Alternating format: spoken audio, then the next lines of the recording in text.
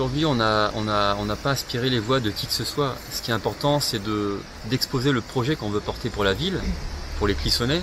Ce projet, il a été réfléchi sur des problématiques de la ville. Nous, on a étudié avec attention les programmes des autres candidats et sincèrement, on peut être inquiet déjà sur la capacité des équipes à mettre en œuvre.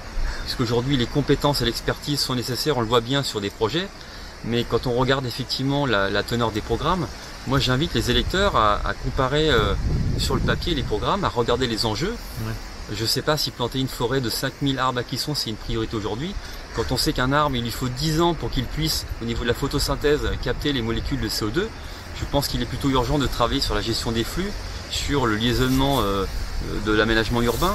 Donc regardez sincèrement les engagements de programme, où sont les priorités des uns et des autres.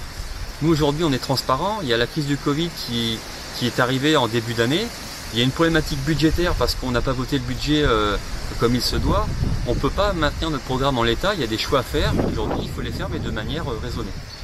Pour revenir à cette question sur le volet politique, je ne suis pas natif de Clisson, moi je suis originaire de Normandie, je suis né en Eure-et-Loir, j'ai vécu 10 ans en Côte d'Ivoire et au Gabon et je suis arrivé à Clisson en 2004.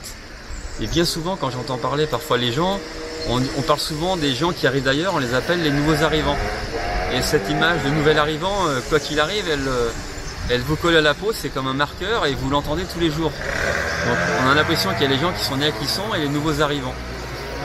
Et moi je suis fier d'être un nouvel arrivant, je pense que si les gens viennent d'ailleurs, c'est parce qu'ils apprécient la ville. Et aujourd'hui, je le vois bien, beaucoup de gens me disent, mais Monsieur Bellier, on regrette, on vous connaissait pas avant et on est très heureux de vous rencontrer aujourd'hui. Et certains vous disent, parfois on a le sentiment que vous êtes tellement ouvert qu'on a du mal à vous positionner sur l'échiquier politique.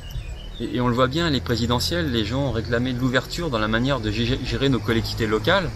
Et c'est vrai que j'ai toujours été partisan du rassemblement, je l'ai dit en 2014. Et c'est vrai que moi je suis plutôt aujourd'hui, j'appartiens à agir à la droite constructive. Et donc j'ai sur ma liste des gens qui appartiennent au centre.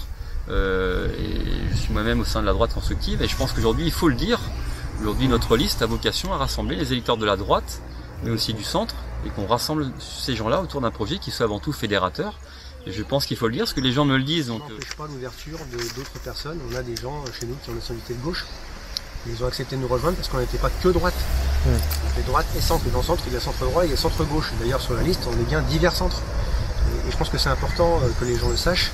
Et c'est vrai qu'aujourd'hui, on a l'impression qu'on a entendu à un moment donné, il y a deux candidats, il y a Xavier Bonnet et puis M. Nicolon, il y a droite et gauche. Non, il y a une alternative, c'est nous, effectivement, et je pense que les gens de droite et du centre doivent savoir qu'on existe. Et je pense que c'est une vraie alternative.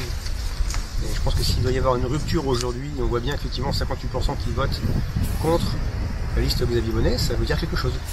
Donc les gens de droite et de centre qui ne se reconnaissent pas en Xavier Bonnet, eh bien, doivent voter pour nous, on les accueillera avec plaisir. Le louable, c'est de ne pas être agressif envers les deux autres listes et de ne parler que de notre projet.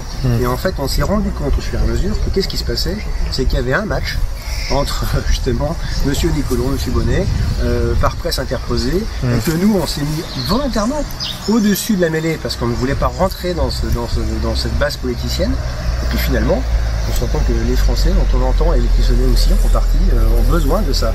Et je pense qu'avec le recul, on aurait peut-être dû rentrer dans le match et avoir des critiques plus sévères envers les deux équipes. Et c'est un petit regret qu'on a d'ailleurs. Voilà. On a voulu être au-dessus de la mêlée, pour être vraiment se concentrer sur notre projet. Et je pense que les Clissonnais avaient besoin d'attendre à la fois notre projet, mais à la fois aussi les critiques que l'on pouvait porter sur le projet des autres. C'est ce que l'on fait aujourd'hui.